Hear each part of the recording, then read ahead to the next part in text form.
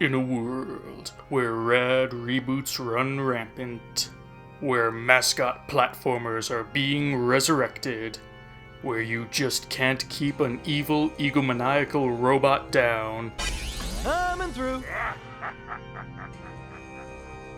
One gecko will return to stop the rise of his revenge. Gilbert and Sullivan present Gex 4, The Return of the Revenge of the Rise of the Gecko, coming this summer to a home theater near you. With this raincoat, I make a perfect Sherlock Holmes. Or a Flasher. So, I'm a fan of the Gex trilogy, played the hell out of them back on the PS1, and with other PS1 classics like Crash Bandicoot, Spyro the Dragon, Medieval, and Oddworld all getting the remake treatment, I'd love to see my favorite gecko getting in on that action. By the by, I started writing this script before Squeenix updated the Gex trademark in the year of our Lord 2021, and Gex is so obscure that it really feels like that has to mean something. So perfect timing. I'm going to go ahead and assume that anyone who bothered to click on this video already knows what a Gex is, but just in case, Gex is a video game trilogy from the late 90s that tried to jump in on the mascot platformer boom at just the right time for them to start seeing diminishing returns. The first game was a 2D platformer and the sequels were 3D collectathons. Our titular hero, Mr. Rhymes with Fun, is a gecko obsessed with TV and movies and, by some stroke of luck, managed to get pulled into the media dimension, the land of TV and movies. The main villain of the series is Rez, the ruler of the media dimension with no clear plan other than ambiguous evil. Gex travels through the media dimension, collecting the thing that opens the new levels, remotes in this case, fights some of the most basic bosses I've ever seen, defeats the ambiguously evil robot, and repeats the same 30 or so movie references the whole way through with absolutely no setup or context. Say the line, Bart! It's tail time! Yay! I like these games, I really do, I'm just being facetious. Now, if Gex actually is going to make some kind of a comeback, then the obvious thing would be for them to remake the original trilogy with shiny, modern, HD graphics. But this would be a very boring video for me to just say, make it prettier, and call it a day. So let's take it a step further. Let's pretend for a second that those remakes did, in fact, come out. Holy hand grenade, Batman! That Gex remake sure was pretty. It was like playing a Pixar film. Jiminy Jellikers, I wonder what this could possibly mean for the future of the Gex franchise. So, Gex 4. What do we keep? What do we get rid of? What do we add? And how the hell do we portray the media dimension in the 2020s? Let's start off with something simple. The Gex games have never had any complicated, in-depth plot. It's always, Rez, the overlord of the media dimension is back, and it's up to Gex to stop him. We don't have to go much further than that, but we could play with it a little. Let's joke about how Rez hasn't been seen in 20 years and everyone forgot about him. As a result, Gex is way out of shape and needs to get back into his prime. Turns out Rez wasn't just sitting on his hands the last couple of years, but he's actually been hawking his own cheap junk food that chemically weakens the minds of people and makes them easy to hypnotize through their TVs, allowing him to rule over both the media dimension and our own world. Higher stakes, same goofy story. Also, I specifically called out Rez having a line of junk food because, much like a commercial interrupting my show, I'd have the mascots of those products interrupt my game and act as the boss fights. Small duels with a knockoff Kool-Aid Man or a Chester Cheetah wannabe. Defeating them takes their commercials off the air and weakens Rez's grip on the world. Okay, that's all well and good for a plot setup, but what's the actual game like?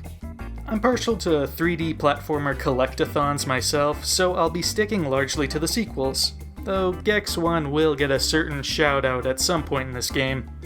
So if it's a collectathon, then what are we collecting? Well, the main collectible is usually a special remote of some variety. The golden remotes of Deep Cover Gecko are as good a choice as any. Getting a set number of golden remotes powers up the different TV portals to take you to different channels. In addition to that, Deep Cover Gecko also has bonus coins scattered throughout the game that open up the bonus levels. which is a simple yet effective way to get access to them. Some of these bonus levels were also hidden away and had to be accessed by triggering certain events within the hub world. That proved more obscure and made some of the bonus levels more difficult to find, which could be a positive or a negative depending on who you ask. I liked uncovering the hidden levels myself, but I don't think those ones should have a coin lock. I think finding a hidden bonus level should be enough to enter it. As for secondary collectibles, I personally love how Enter the Gecko handled this with a series of items unique to each level, like the skulls, tombstones, and hockey masks of Screen TV, or the carrots, spinach cans, and dynamite plungers from Toon TV. So I want to bring that back. And yes, that's more expensive than one uniform collectible across the entire game. The fly coins would be much more manageable from a developer standpoint. But I'm not balancing the budget of this game, I'm talking about what'd be cool. So level-specific collectibles across the entire game, in addition to the golden remotes as main collectibles, and possibly bonus coins for bonus levels.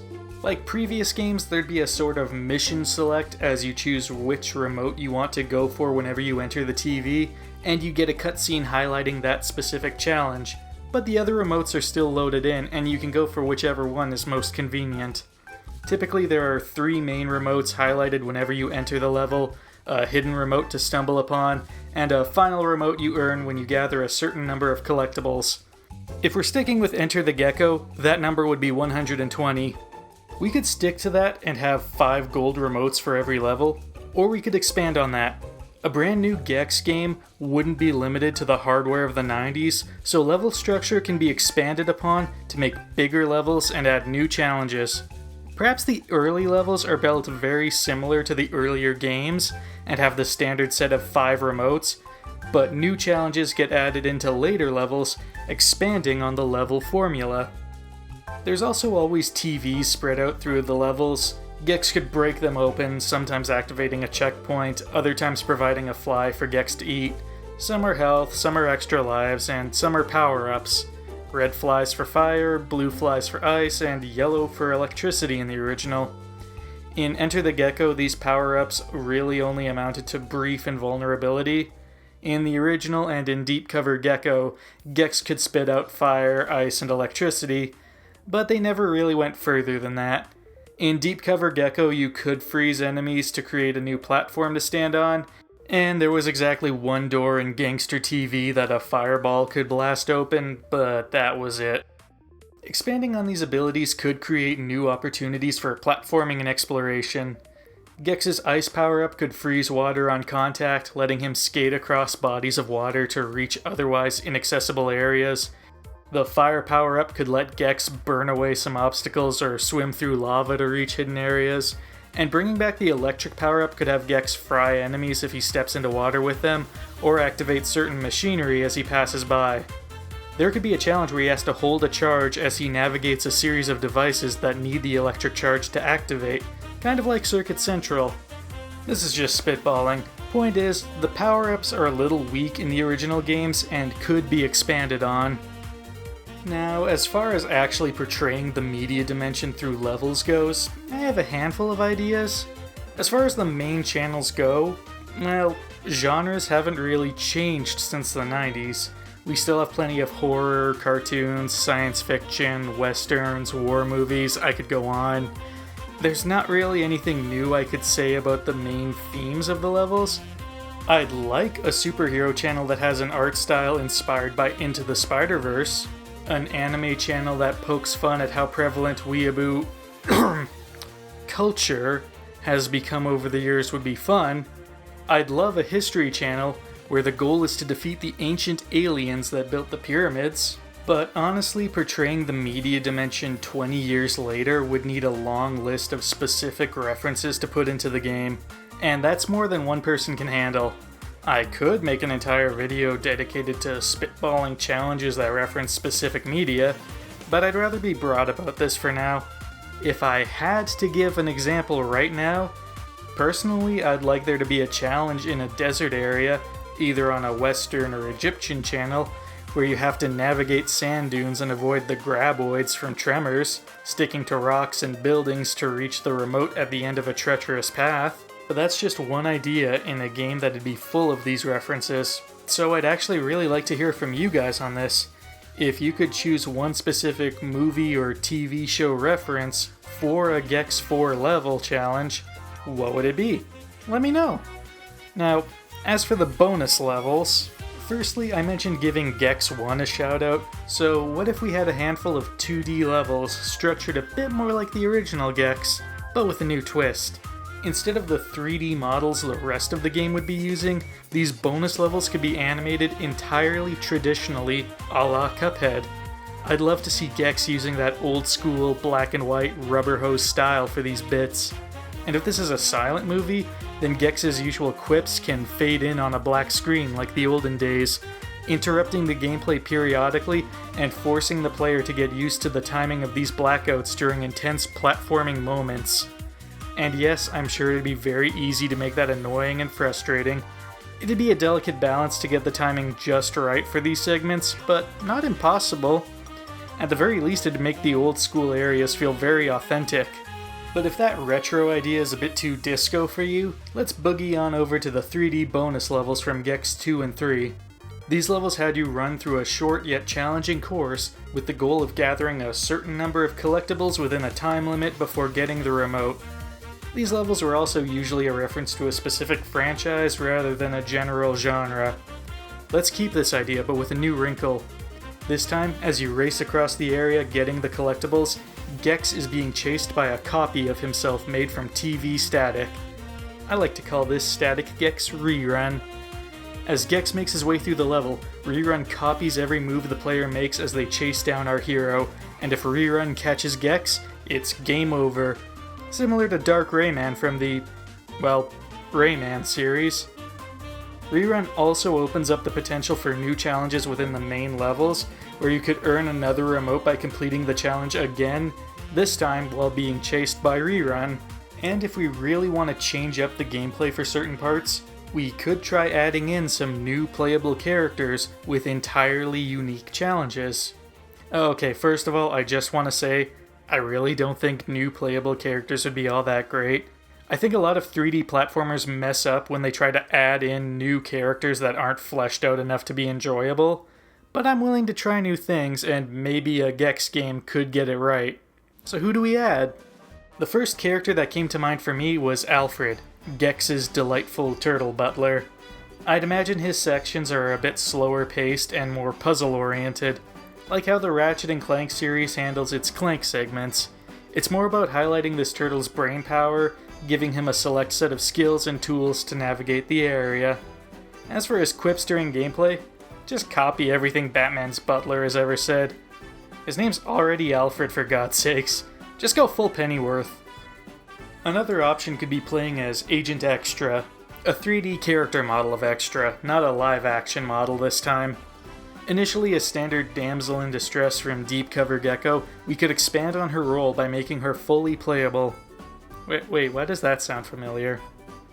Anyway, we could really play up her secret agent role with stealth-based platforming where she sneaks around enemies and, rather than just taking them out head-on, she takes them down with cool gadgets and stylish sneak attacks. Scarlett Johansson using a neck like a stripper pole. That's how I want to die. And for my last suggestion, just to go way out of left field, I'm gonna say Mushu Pork. Seeing the level from a villain's perspective is always a novel idea, and I feel that Mushu Pork is one of the best villains in the Gex series, second only to Rez. Not like it's a steep contest, but what would he play like? I want to lean hard into his creepy nature. I think his levels should feel like an old school beat 'em up where he's clearly the strongest guy in the room, just tearing through hordes of enemies. I can imagine him being portrayed as an over-exaggeration of the classic slasher movie villain, like an uber Jason Voorhees. Wait, that already exists. Like a super uber Jason. As far as the setup for his levels would go, I can see Mushu Pork acting as Rez's enforcer, Anytime a section of the media dimension just doesn't feel like following the mad schemes of their evil overlord, he sends out Mushu Pork to give them a good talking to. Again, I don't necessarily think any extra playable characters are needed. I'm talking about a new Gex game because I really miss playing as Gex specifically, but it's a fun idea worth exploring, and it has been really fun thinking about what could go into a modern Gex game. Do I think it'll ever happen? Nope. But 3D platformers have been having a renaissance, and specifically remakes of Gex's era have been happening more and more, so that has me hopeful for a brief return of the Little Lizard at the very least. But only time will tell. Thanks for watching, and until next time. Tail time!